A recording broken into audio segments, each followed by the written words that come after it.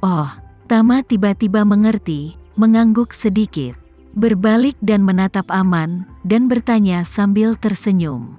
Tuan Aman, kamu datang ke AS kali ini untuk mencari pasangan? Aman siap mati, dan hanya bisa berkata dengan canggung. Ya, Antonio mengatakan bahwa dia bersedia menikahkan putrinya dengan saya. Tama tersenyum dan berkata, kalau begitu kita dianggap ditakdirkan untuk bertemu 2 kali. Kedua kali kamu sibuk mencari pasangan, tapi aku mengacaukannya 2 kali. Tuan Aman, apa kamu tidak marah? Aman juga sangat tertekan, dan dia tidak menyangka hal itu. Dia ingin menyelesaikan masalah pasangannya 2 kali, dan kedua kali dia bertemu Tama. Terakhir kali lebih baik, meski kehilangan muka, ia hanya mendapat selusin tamparan. Hari ini sungguh menyedihkan. Salah satu kakinya hilang. Dilihat dari penampilannya, Tama harus mengirimnya ke Suriah. Namun, ketika dihadapkan pada pertanyaan Tama, bagaimana dia berani untuk tidak patuh?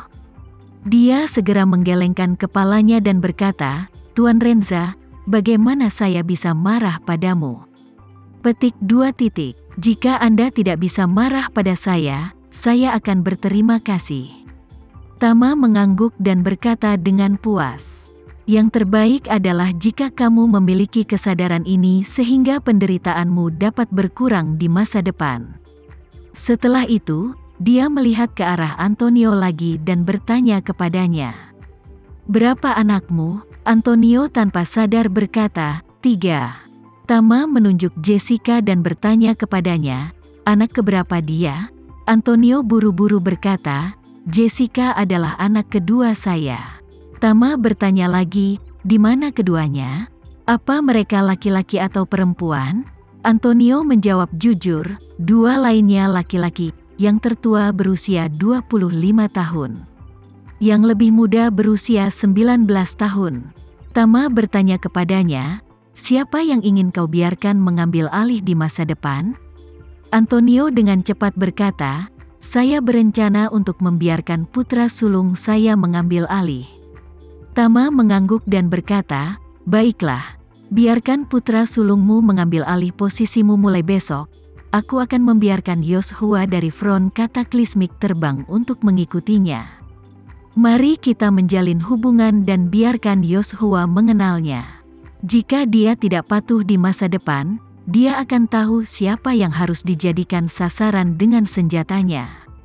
Antonio merasa ngeri ketika mendengar tentang front kataklismik dan Yoshua.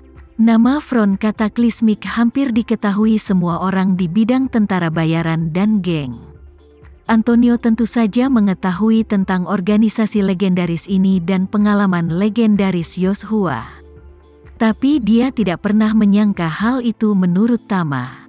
Dia bisa memanggil Yoshua ke New York kapan saja, memberikan kesan bahwa Yoshua adalah salah satu bawahannya. Dan Aman mau tidak mau mulai menganalisis kembali hubungan antara Tama dan front kataklismik. Dulu, dia mengira front kataklismik telah merampas setengah aset keluarga Renza. Jadi dia melindungi keluarga Renza. Tapi sekarang tampaknya kekuatan Tama sangat tidak normal. Dan kepribadiannya sangat kuat. Bagaimana orang seperti itu bisa menyerah pada orang lain? Oleh karena itu, apa front kataklismik menaklukkan keluarga Renza? Atau apa Tama menaklukkan front kataklismik masih menjadi tanda tanya. Namun, jika dilihat dari kinerja Tama, tampaknya yang terakhir lebih mungkin terjadi. Memikirkan hal ini, Aman semakin merasa ngeri di dalam hatinya.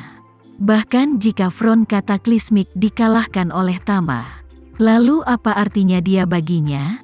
Bukankah dia akan sepenuhnya dimanipulasi olehnya? Antonio bahkan lebih ketakutan saat ini. Karena dia bisa mendengar bahwa Tama ingin Yoshua mengawasi keluarga Zero. Setelah keluarga Zero berhenti mematuhi instruksi Tama, mereka mungkin akan dibunuh oleh Yoshua. Saat ini, Tama tidak menyembunyikan ancamannya sama sekali, berkata dengan dingin. Mulai besok, tidak peduli siapa di keluarga Zero yang angkat bicara. Selama ada yang tidak taat, aku akan meminta Yoshua untuk segera membunuhnya. Jika ada yang mengkhianati, bunuh saja 1 orang, dan bunuh 2 orang jika tidak taat. Sampai tidak ada seorang pun yang tersisa di keluargamu, apa kamu mengerti? Antonio tidak berani gegabah sedikit pun, dia mengangguk putus asa sambil gemetar, dan bergumam.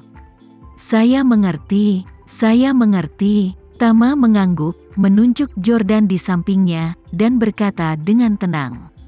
Karena Jordan akan menjadi bosmu di masa depan, maka keluargamu secara alami akan melindungi bosmu sampai mati.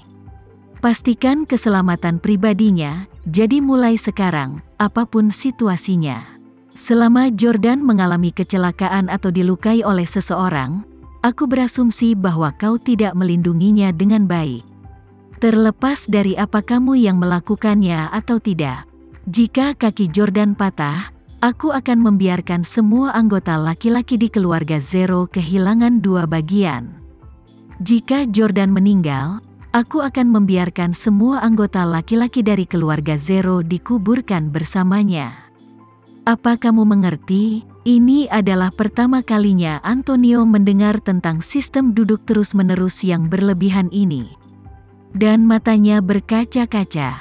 Dia hampir jatuh ke tanah dengan mata terbuka lebar.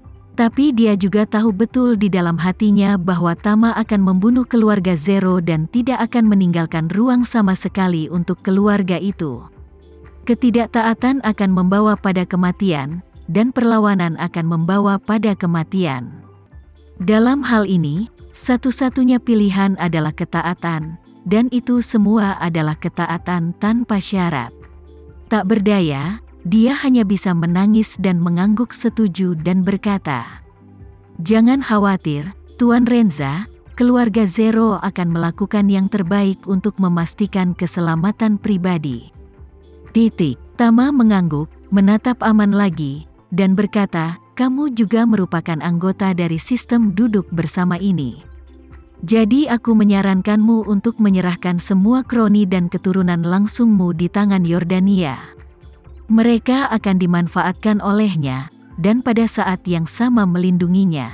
Kalau tidak, jika sesuatu terjadi padanya, kamu hanya akan semakin tidak beruntung. Ketika kamu tidur di Suriah, jangan salahkan aku karena tidak mengingatkanmu." Begitu Aman mendengar ini, Tama bersikeras mengirimnya ke Suriah, dan dia menjadi panik dan bingung. Dia tidak tahu apa niat Tama, dan tempat itu selalu dilanda perang. Siapa yang mau lari ke sana jika dia tidak peduli dengan nyawanya? Ketika dia memikirkan hal ini, dia memohon pada Tama, "Tuan Renza, semua kesalahan yang kubuat hari ini adalah karena kebingunganku. Tolong jangan seperti ini. Jika Anda masih belum puas, Anda bisa memukul atau memarahiku. Beri saja saya akun dan saya akan memberi Anda uang. Katakan saja padaku berapa banyak yang Anda inginkan. Saya hanya memintamu untuk menjadi mulia dan biarkan saya pergi." Tama menatapnya dan berkata dengan dingin, "Saat kita berada di Eropa Utara, aku melepaskanmu. Kalau tidak, bagaimana kamu masih punya kesempatan untuk muncul di sini?" Mengatakan itu Tama menggelengkan kepalanya dan mendesah, "Aku memberimu kesempatan, tapi kamu tidak memanfaatkannya." Aman masih ingin memohon ampun, tapi Tama terlalu malas untuk berbicara dengannya lagi. Dan berkata kepadanya dan Antonio dengan suara dingin, "Suruh kedua anak buahmu mundur. 10 menit lagi, kalian berdua akan pergi ke Indonesia tahun bersamaku."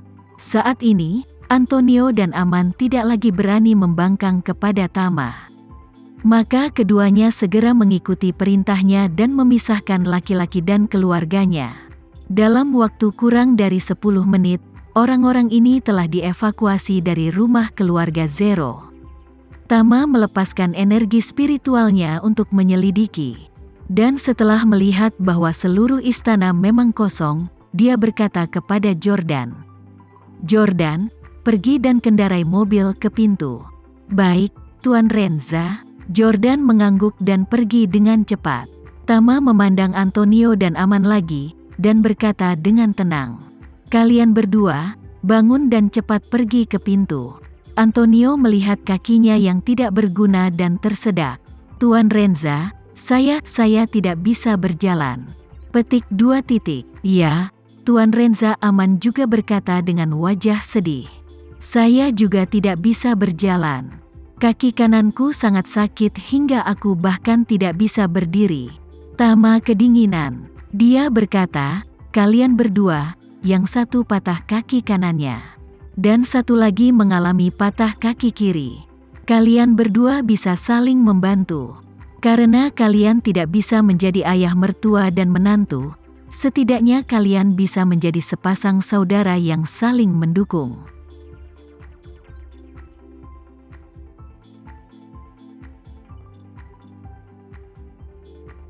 Sekian dulu ya video kali ini, kita lanjutkan lagi videonya di lain waktu. Oh iya, bagaimana menurut kalian? Semoga bisa sedikit menghibur kalian semua. Untuk teman-teman yang baru nonton, jangan lupa subscribe ya, hehehe. Dan kalau teman-teman ada yang ingin gabung langganan, bisa langsung gabung saja untuk dapat fitur yang menarik dan sedikit membantu Mimin. Terima kasih banyak sudah menonton, sampai jumpa lagi, bye.